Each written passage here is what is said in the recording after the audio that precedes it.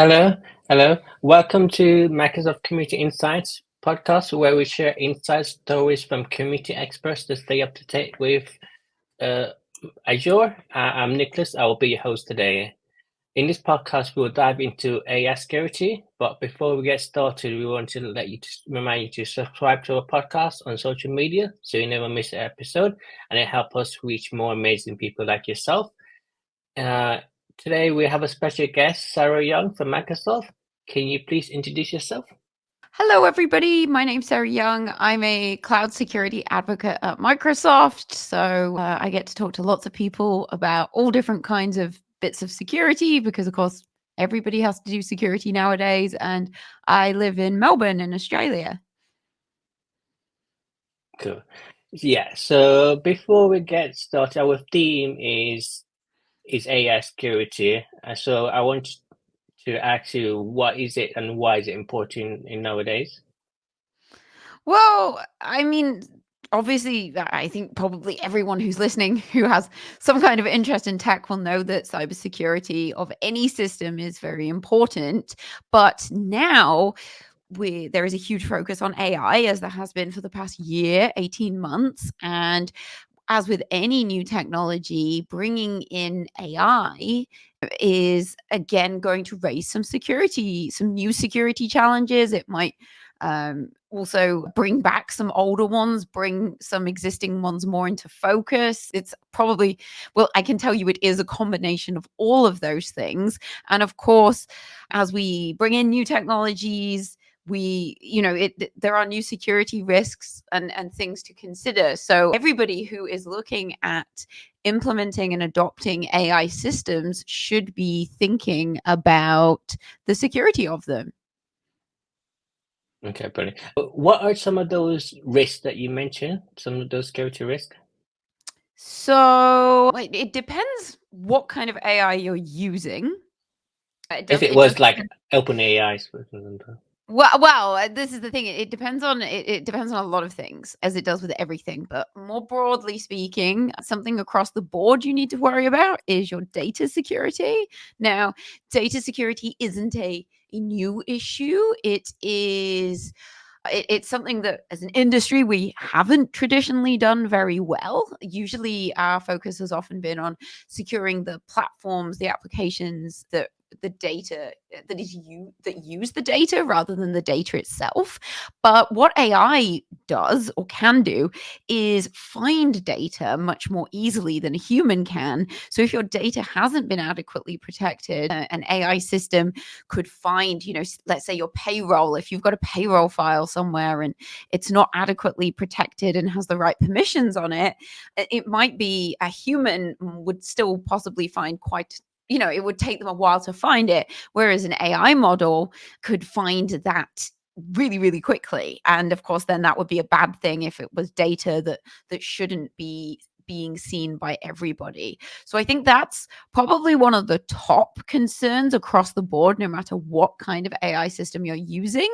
And then if you're building your own AI system from the ground up, so say you're using AzureOpenAI and you're building your own, I deliberately call it an Azure-enabled application because essentially AI systems are applications, and I think we are losing sight of that a little bit. But it's important in security terms to think about it like that, because all those traditional application security rules and principles still apply to AI, but plus a little bit extra for the AI side, some new bits. So if you're building an application that's using AI on top of, say, the OpenAI platform, then you need to think about your traditional application security, secure coding, and integrating into like a database, a memory store, whatever it is, a key vault. All of those integrations need to be done in a secure manner. You should be using like proper managed identities, not random hard-coded secrets.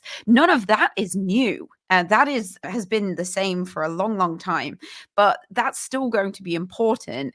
And then the other side of AI is the sort of new bits, and these are the bits that probably have had the most press and attention on them, are some of the new AI specific attacks we see. So things like jailbreaking. So jailbreaking is when you put, let's call it, a creative prompt into an AI system for a large language model, and you manage to get the large language model to give you an answer it shouldn't be giving you. So whether that's if the large language model has been told you mustn't, give responses that are offensive, you mustn't give responses that are dangerous or violent or racist or sexist, if you can convince, and I say convince in inverted commas, if you can convince the AI model to do the things its instructions have told it not to do, that is a jailbreak.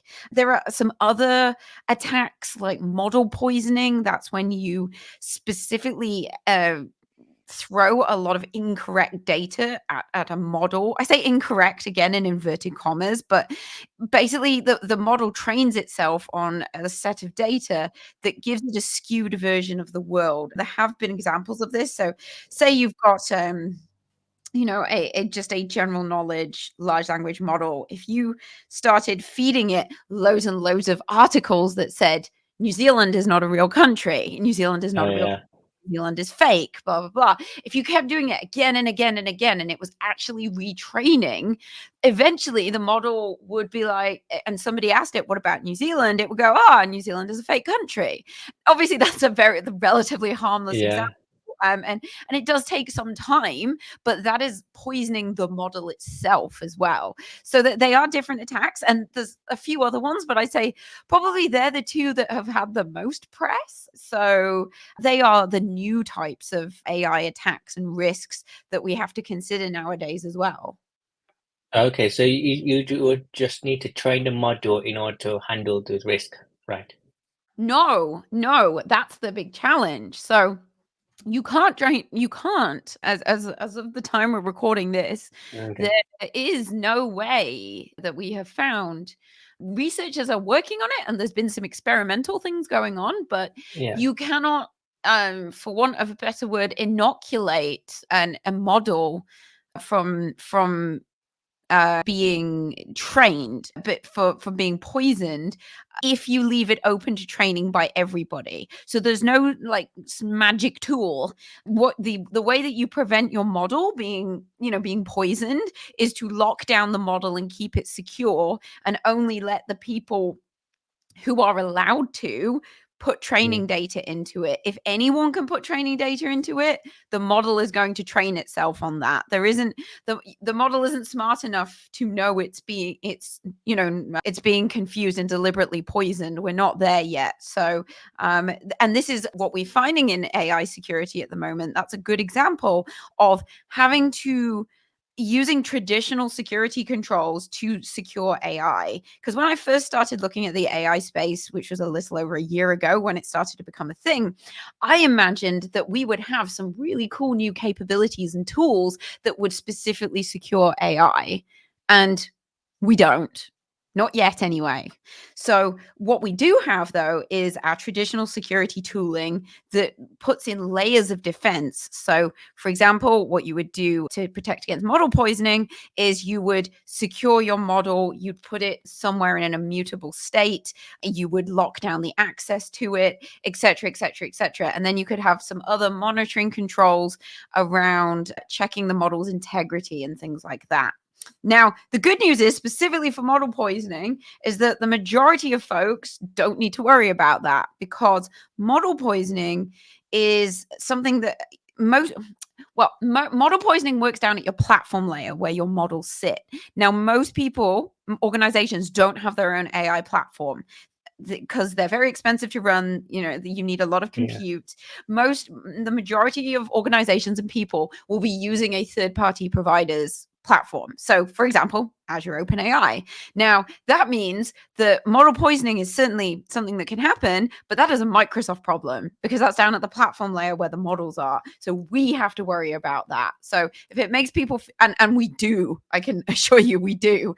But the good news is a lot of these AI specific attacks, not all of them, but a lot of them are down at that platform layer, and most people will not run their own platform, which means you will be putting your trust into the security controls of your third-party provider. Now, as with any cloud service, we always say you must go trust but verify. So you trust us, but you go and verify that what we do is acceptable to your organization in terms of security. So you do that by looking at all the audits and the third-party reports, the independent ones that we get done, and then you can make a decision from there. So good and bad news, I'd say. Okay, so going back what you just said, so what are the challenges you think is faced when securing AI? Would that just be the don't train itself, the challenges, or is there other challenges? No, that's just an example, and Okay. that's just there are many challenges. I think for as I said, Yeah. data security is a big one. It's not new. It's just that AI has brought a different spotlight onto data security, and a lot of folks are, and quite rightly so, a lot of people are saying, what is my, where is my data going? Microsoft, what are you doing with my data? And also, how can I stop my AI getting at my data in the tenant, etc. Now, for anybody wondering, because I get asked this question all the time, if you're using a Microsoft AI product, whether it's a Copilot or Azure OpenAI, we don't train our models on customer data. We just don't do it. The models are trained completely separately in Microsoft land, and then we put them into the platform, and they're all protected. And no matter what you do on the platform level, we're not using your data to retrain the models. It's a bad idea generally. Of course, it's important from a privacy and security perspective, but on a more practical level as well. If we were training our models on all of our customers' data, even if that were possible, then the models would get messy really quickly. The models would be unusable. So we definitely, and they wouldn't be as predictable in how they worked because they'd be being retrained all the time. So we don't do that. So wherever your data is, it stays in your tenant. We don't pull it down. It stays there. And the platform sort of accesses your data to do some grounding. So if you ask it a question and you want it to use your data, the OpenAI platform will use your data, but it's like a temporary thing. It chucks it away. It's not going back down into the platform. It's kind of a one-way thing. And there's lots of documentation online about this because we get Yeah. asked about it all the time. So anyone who's more interested can definitely go and have a look at that. The other one that's, I think, the most interesting to me is this jailbreaking and messing around with the prompts.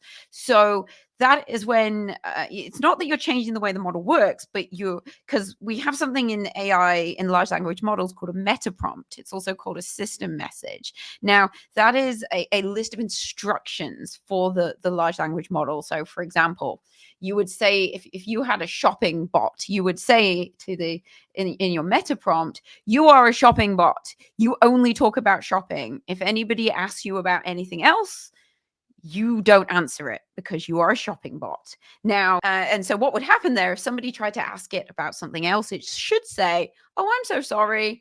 I only talk about shopping. I can't answer that question for you.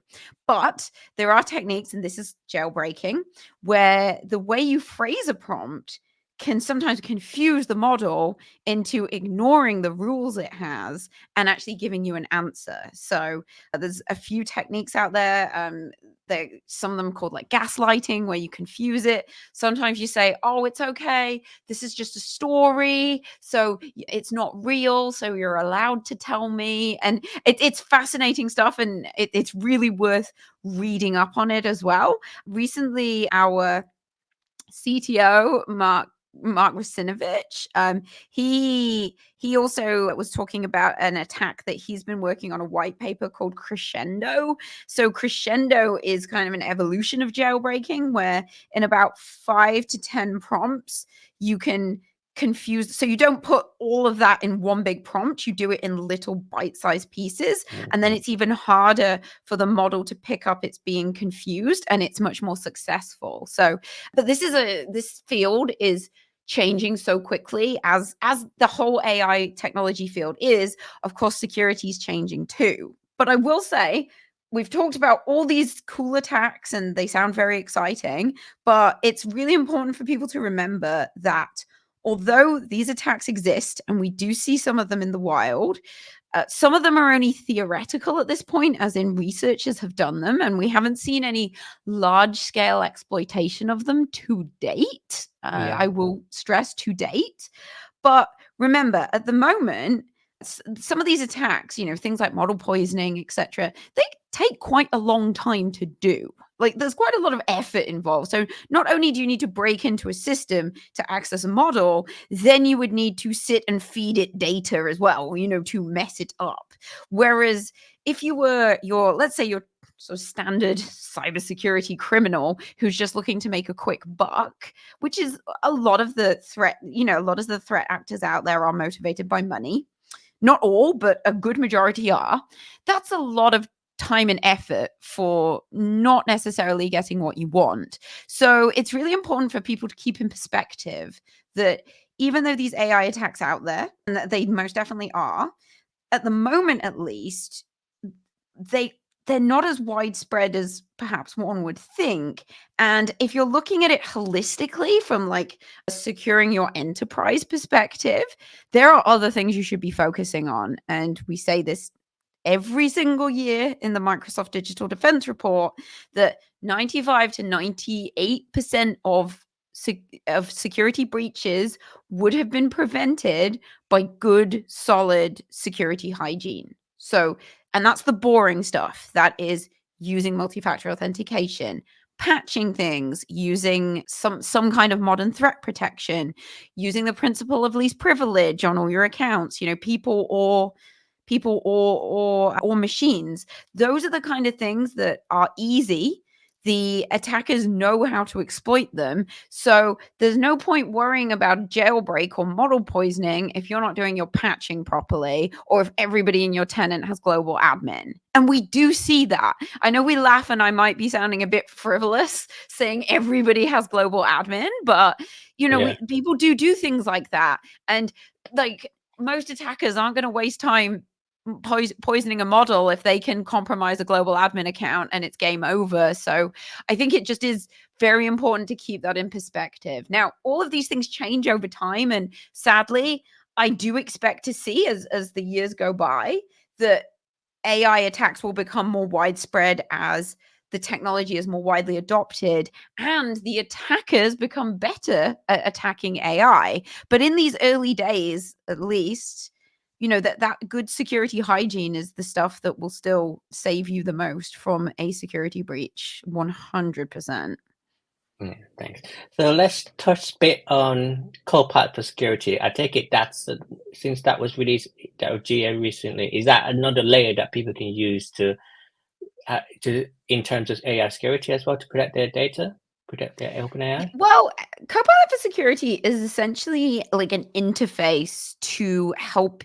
It does a couple of things. It's essentially bringing together a lot of Microsoft security products, because for those people who have played with it, you'll have seen this, but it has like a sidecar in the other Microsoft security products like Purview, like Sentinel. And so you can use Copilot to ask it things. So the idea is, I think, the idea with Copilot for security is it is, I know it's cheesy, it is your Copilot. You can ask it quick questions. It can bring back, who is this threat actor? What is this CVE? If anyone doesn't know what CVE is, it's the Common Vulnerabilities and Exposures database. So every time there's a security issue, it goes in there. It's a public repository. It's not run by any one organization, and you can ask, and they get rated out of 10. So the higher up they are, the worse they are. So you can ask it things quickly. But it isn't in itself securing. It doesn't secure AI. It is bringing together all of our other security products and the capabilities to allow you to function quicker and better doing security things. Now, it's also going to plug into all the other tools. And so the idea is that it will be able to, as the product develops, the idea is that it's going to be able to bring together all of your security tooling and let you, by bringing all the signals together quickly, it will, using the AI, it's going to let you respond quicker. But because I get asked this question a lot, well, do I need any other security products if I have Copilot for Security? And the answer is yes, because Copilot for Security sort of isn't kind of, don't take it too far, but kind of a little bit of an overlay over the top of the other security products. They still do the things and have the controls. So we mentioned data security. So a lot of data security, you can do data security. There's a number of just good hygiene, good application building practices. But in the Microsoft suite, of course, you'd be looking at Purview. Now, Purview is it's interesting because a lot of folks are under a misconception that Purview is just for compliance, which is wrong. It is a data security tool. It has some compliance bits to it, but it's actually it is security tooling through and through. So with Purview, you can label data. It can automatically label it for you. And then when you've got labels on your data, say public, general, secret, top secret, whatever. Then when you've got labels, you can start putting protections on. Now, Purview has protections as well, but when your data is labeled, you can then say to your Copilot or your AI, never ever retrieve top secret documents. When someone asks a question, like, it doesn't matter what they say, never retrieve top secret documents. But it can't do that until you've labeled things, because AI is smart. AI is smart to a point, but I think that some folks are still overestimating what AI can do. So AI can do data security, but in order for it to be able to do some data security, you need to give it direction, which is having labels on your data so it knows what to do with it. Okay, brilliant. So we've touched base on AISecurity. So how would people learn more about AISecurity in that space? So at the moment, it's currently airing. There is a webinar that is going on. It will be going on till the end of August, called Copilot Leet Speak. If people don't know Leet, that's hacker silly words for elite, but it's aka.ms/Copilot Leet Speak. But Leet is L33T and Speak is SPE4K. You can put it in your show notes, I think. It's probably easier. I will do. Yeah. It's probably easier to put it in the show notes. But yeah, you can send me the link. I'll post it. But and that's a series that I got to record back in January. There's a new episode airing every couple of weeks, and we're talking to a variety of folks from both inside and outside Microsoft, some experts in their field about AI security. So I have to plug my own thing. I would definitely check that out. Also, there are I know if anybody is attending any of the big security conferences coming up this year, there's quite a lot of AI security trainings available as well. There's also material. They should also go and have a look at our AI red team, who are essentially our red teamers or penetration testers specifically for AI and AI systems. They have released a tool called Pirate. It's actually spelled Pyrit, I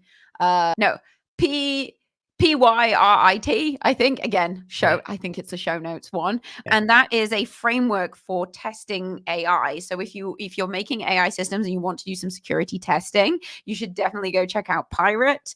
We've also got there's more and more material coming online. So also, and there's a lot of Copilot for Security learning series on all the Microsoft channels as well. Like I said, it's a developing thing. There's probably not as much solid material that people can go and find out there as I'd like, but that's because we're in such early days. But certainly if you have a search, you should be able to find some nice solid material to get you started as well. And keep an eye out on Microsoft channels, because there'll definitely be more coming in that space as well. That's brilliant. So as this episode is coming to end, we always like to get to know the guests. So are you going to any tech events in the future, like Microsoft tech events or security events?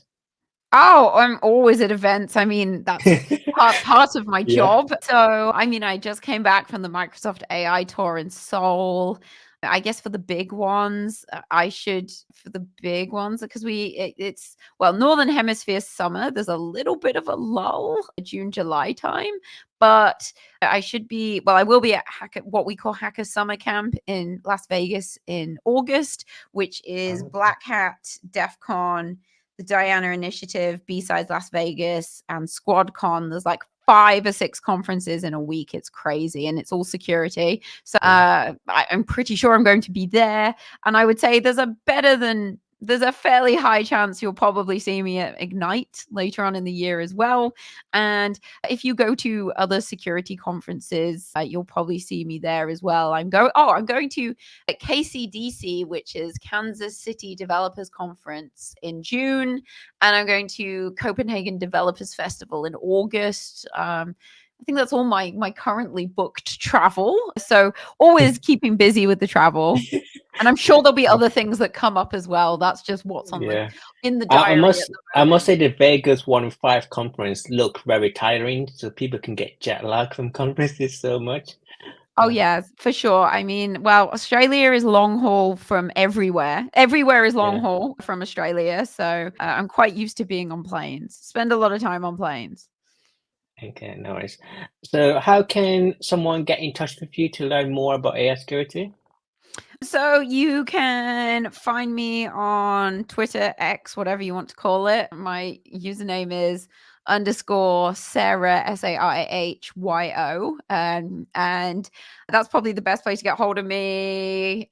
Also, you can find me on LinkedIn if you just search Sarah Young, Microsoft Security. I should come up, and you can find me on there too. Okay, thank you. Thanks for joining this episode, Sarah. And in a few weeks, you're going to go onto Spotify, Apple Music, and YouTube. Okay, thank you. Bye.